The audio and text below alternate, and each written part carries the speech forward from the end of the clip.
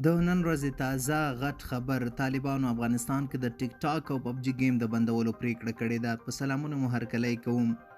د طالبانو حکومت په افغانستان کې د ټیک ټاک اپلیکیشن او د پبجي د گیم د سملاسي بندولو امر کړی دی. دا پریکړه د طالبانو د کابینې په وروستۍ ناسته کې شوې چې بي بي سي هم د ورځې وړاندې یوه کاپي لیدلې وه.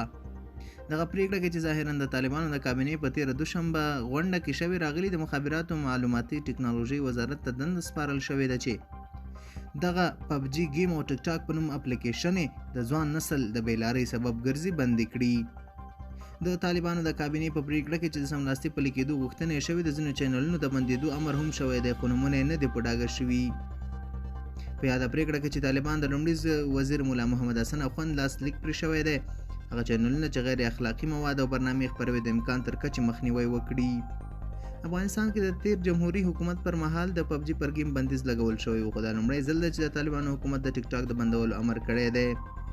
ټیک ټاک یو چینایي اپلیکیشن د نړۍ د مشهورو خواله رسنیو کې شمیرل کېږي، میلیونونه کاروونکي لري. له لویه سره یې کاروونکي ځوانان دي چې د نورو ویډیوګانو ترڅنګ پکې د ټول ټاکنو لنډې ویډیویي پیغامونه هم خپروي.